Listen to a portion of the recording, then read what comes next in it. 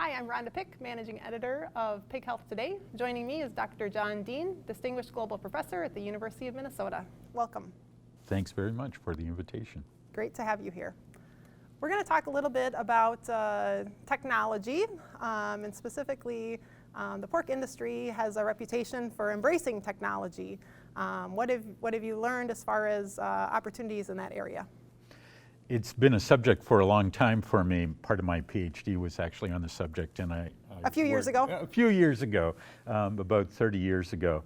And the topic really surrounded some of the classical education on technology adoption in agriculture, emphasizing that for agriculture to keep up with the external demands and changing environment, we keep on needing to adopt new technology. And as you say, the pork industry has been a great example of a rapidly advancing industry, especially in the United States.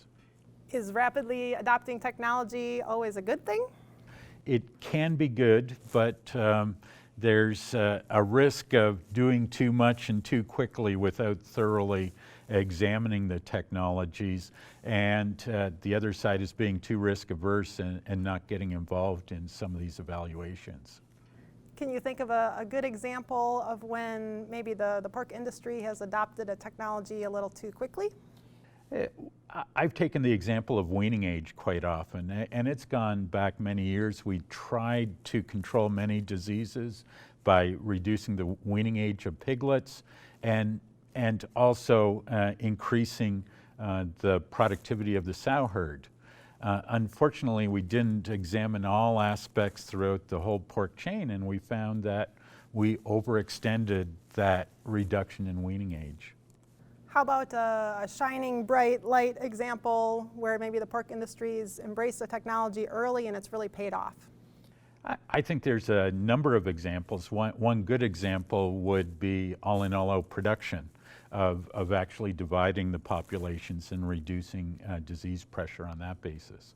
What I want to emphasize is that often in research we study our successes, not only in technology adoption, but it extends into marketing as well. But we have to remember our failures as well. My dad used to say that he has done many experiments, but most of them are piled up outside behind the barn. So one of the examples that you give as far as types of errors that occur is maybe jumping the gun and adopting technology a little too early. Would you like to share an example on that front? Yeah, the classical research says that there are early adopters of technology that want to try the new things, and they take risks.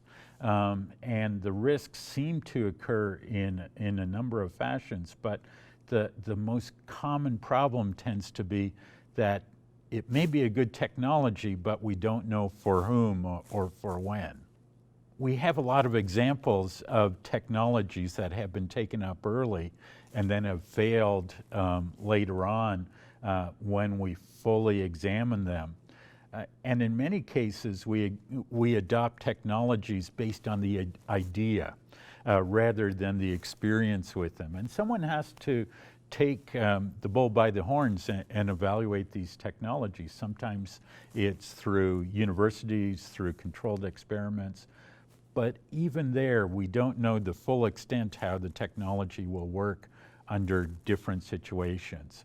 And so we have examples where it may work on one farm, but not on the next. It may be because of season, weather, genetics, any number of factors that actually define the technology to a much smaller part of the pig industry.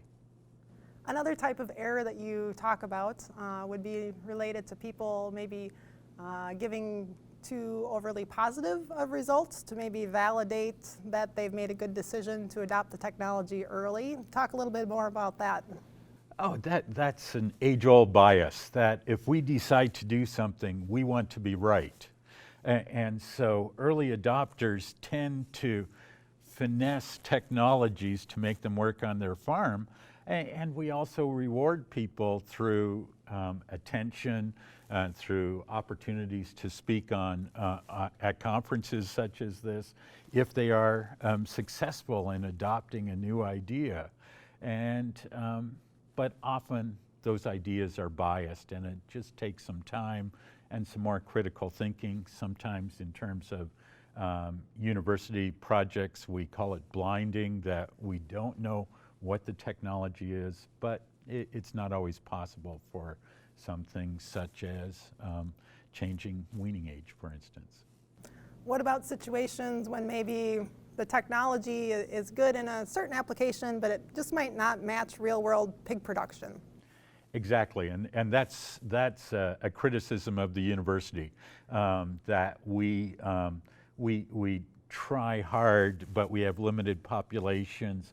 We have rules of production that may not always reflect real world production. I used to do field trials, and I'd emphasize that I want to do those studies in, for lack of better terms, hellhole areas. If I want to study disease challenge, I want to study control methods, I need to go into farms where there is a real problem. And part of that may be management, part of it may be facilities, and we need to work through those areas. But it's not always our experimental facilities that have usually better management that may not evaluate the same situations. Battle tested. Battle tested, exactly. How about when we get into situations where maybe we're chasing a very specific production parameter? We've got our eyes locked in on trying to hit this one target, and it doesn't really necessarily fit into the larger profitability of the production system. There's a few rules in production economics. If you study and pursue a productivity index, you'll get to the point where you start losing money on that productivity index because you get into absurd areas. The second rule is that you're often paying for it somewhere else. And so we always need to go to examples where we study both the costs of the technology and the benefits. As Dr. Coffey said this morning at his presentation, quoting an associate, he said, "We know our costs really well. We don't know our benefits as well."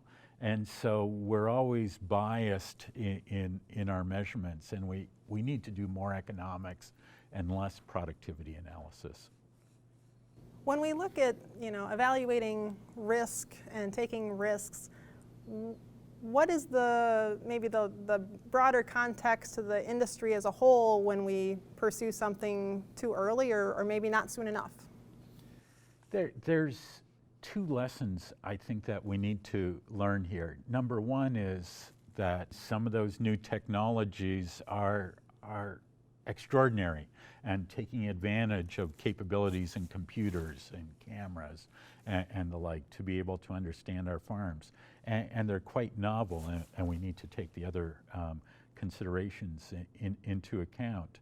The other one is we need to look at old technologies again, and we're going to spend some time on that maybe we dropped them too quickly, and perhaps the situations have changed. We're going to discuss batch farrowing, which I pursued 20, 30 years ago in practice, and it's back. And for very good specific reasons, and we need to take the lessons that we learned 30 years ago in that institutional memory and apply it and keep on reevaluating what we're doing. And the last lesson is really that we need to share that information. An industry that is fully independent from each other will make the same mistakes independently. And we need to have a shared vision and a shared evaluation of new technologies, especially when the benefits can serve the industry as a whole. My final question for you, what are we missing? You know, what would you like to see as you look in your crystal ball a few years in the future? What does, you know, successful adoption of new technology look like? What would you like to see? That's a very good question, and I'd apply 3 rules. Number 1 is that it's reported, both the successes and the failures, and we spend more time on the failures in adoption to be able to learn from each other as well. Number 2 is we put economics against it, that we understand what the benefits are, and I'm not limiting that to benefits to the producer, but also including benefits to consumers, to society as a whole, and have a more holistic economic model of benefits and costs than sometimes we've done in the past. And number 3 is that there's a group of innovators, of researchers that keep on feeding the system. I worry sometimes that we're losing some of our capability in animal agriculture because of lack of support among research institutions and elsewhere to be able to do some of that novel work.